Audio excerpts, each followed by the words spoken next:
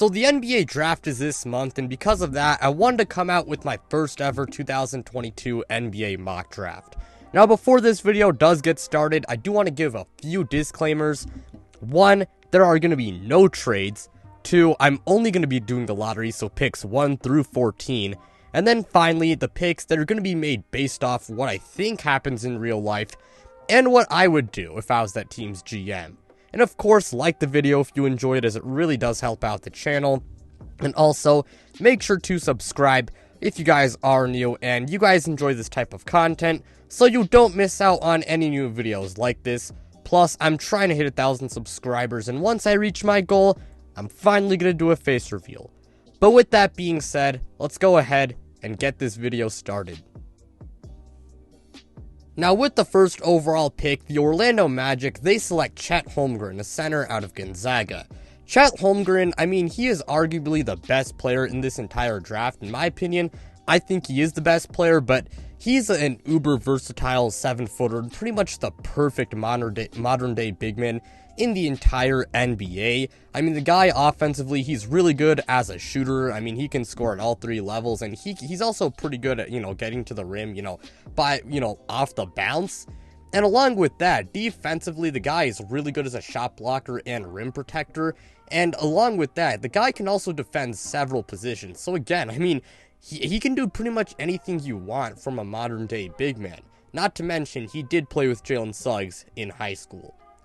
That being said, Chet Holmgren, he does have his concerns, as the guy has a very skinny frame. So if he does want to reach his full potential, he has to become more muscular. And I mean, I think he should, play power forward to start out his career. And luckily, I mean, for him and the Orlando Magic, I mean, they do have Wendell Carter, who's a very good player. So Chet, he can be the 4 to start out, and Wendell, he can be the 5 to start out. But pretty much all I got to say about this pick. With the second overall pick, the Oklahoma City Thunder select Jabari Smith, a power forward out of Auburn. Now, OKC, in my opinion, they should go with the best front court guy available, and I mean, luckily, the 3 best players in this entire draft, they are all front court players. Jabari Smith, he is a phenomenal scorer and shooter, not to mention the guy is also a pretty good perimeter defender, and he does all of that at 6'10". Now that being said, I do think he has to improve his ball handling and his passing a little bit as well. And along with that, like Chet Holmgren, he does have a skinny frame, so if he does want to reach his full potential defensively, I think, becoming stronger would really help out, because not only can he be a good perimeter defender, but also, I mean, he can be a damn good rim protector as well. I'm a really big Jabari Smith fan, and I mean, he would give OKC another franchise star. With the third overall pick, the Houston Rockets select Paolo Banchero, a power forward out of Duke. Now, I think the Rockets should, and I think they will, go with the best front court player available, at 3rd overall. Or number 3 overall, whatever. Paolo Banchero is a lethal scorer, and he's a monster, 6'10" and 250 pounds, so he's got really good size. He's also a very good ball handler, and he's great at getting to the rim, and he's also a pretty good passer as well. However, that being said, while I do believe he is a top 3 prospect in the class, I am kind of concerned about his, ability to, his shooting inconsistencies and his lack of effort defensively, since, I mean, it really just was not phenomenal. That being said, I mean, who's to say he can't improve on those things? Of course he can, and he's still a superb prospect, and I mean, he could give the Rockets a future superstar. With the 4th overall pick, the Sacramento Kings select AJ Griffin, a small forward out of Duke. Now the Kings, they do need a wing desperately. Griffin is a really good scorer and shooter, and he's also pretty good at getting to the cup, and he also does have the potential to be a good defender as well, He is kind of raw, but that, as a defender, but that being said, I mean, again, he can still be a good defender. Now, he is kind of inexperienced, as he has dealt with a lot of knee injuries, so, I mean, that is pretty concerning. But if AJ Griffin, I mean, if his offensive game does translate to the NBA and he ends up becoming a good defender, I think he could be a really good player for the Kings. With the 5th overall pick, the Detroit Pistons select Jaden Ivey, a shooting guard out of Purdue. Now the Pistons, they need another shot creator next to Cade Cunningham, and Ivey, not only is he easily the best guard in this class, but also, I think he is the perfect secondary ball handler next to Cade Cunningham. Now, Jaden Ivey's defense is not that good, but offensively, he is the real deal. He's very athletic, he's also a good ball handler, really good as a scorer, and he also does it efficiently. I mean, he is a good shooter, and I mean, him and Cade Cunningham, they could form one of the best, backcourts in the NBA one day. With the 6th overall pick, the Indiana Pacers select Keegan Murray, a power forward out of Iowa.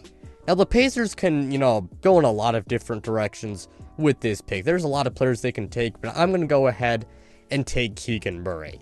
Keegan Murray is one of my favorite players in this entire draft. He's a really good two-way forward who can even be a small ball 5.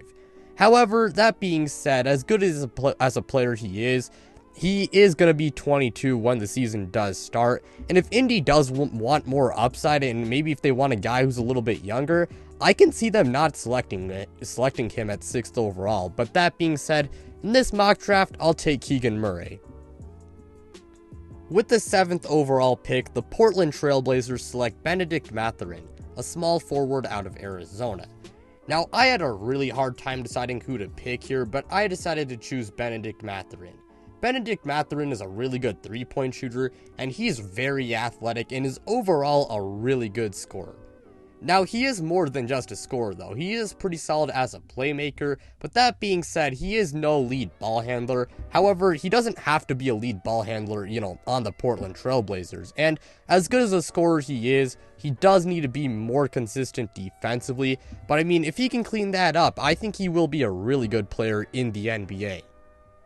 Now, with the 8th overall pick via the Los Angeles Lakers, the New Orleans Pelicans select Johnny Davis, a shooting guard out of Wisconsin. I personally think Johnny Davis would be a really good fit on the Pelicans. The Pelicans, I mean, they do need some backcourt help outside of CJ McCollum.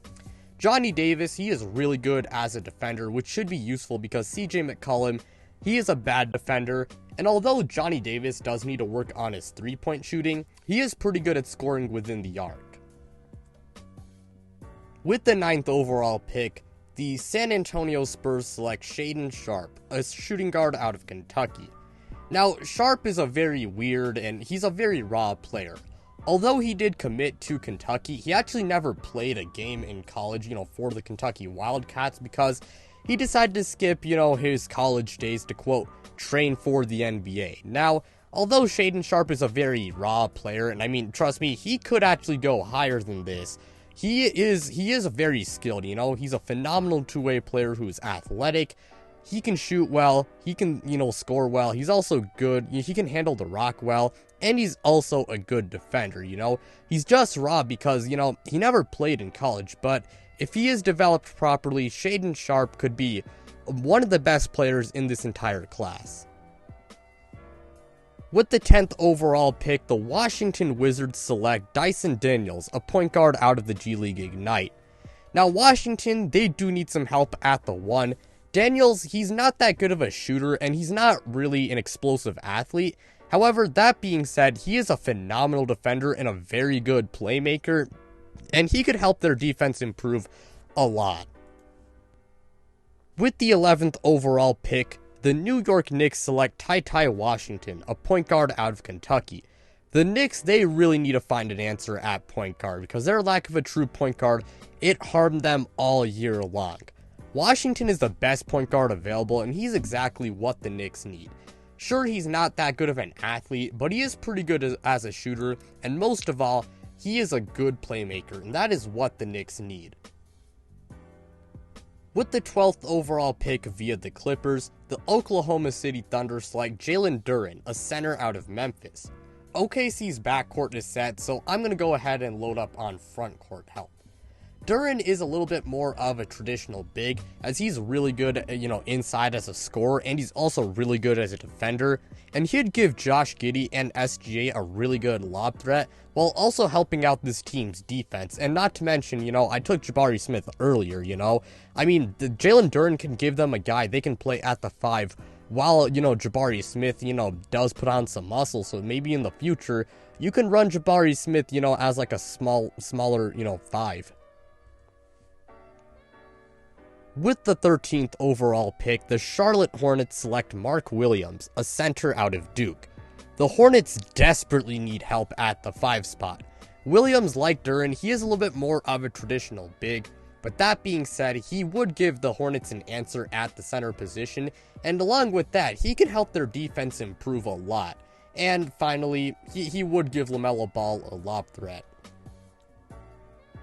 And to wrap this mock draft up, with the 14th overall pick, the Cleveland Cavaliers select Ochai Agbaji, a small forward out of Kansas. The Cavs, they are now in win now mode. Agbaji is a little bit on the older side, but that's completely fine. I mean, they don't really need high upside guys. They need a guy who can contribute right away. He's really good as a 3-and-D wing, and not to mention, he can kind of create his own shot, and and that would help take pressure off of Darius Garland. But with that being said, that will be the end of today's video. Thank you guys so much for watching. It really means a lot to me. Again, like, subscribe, do all of that stuff, and of course, make sure to also go ahead and check me out on social media. The links to it and to my social media, they are in the description below. But without further ado, I'm out, you guys.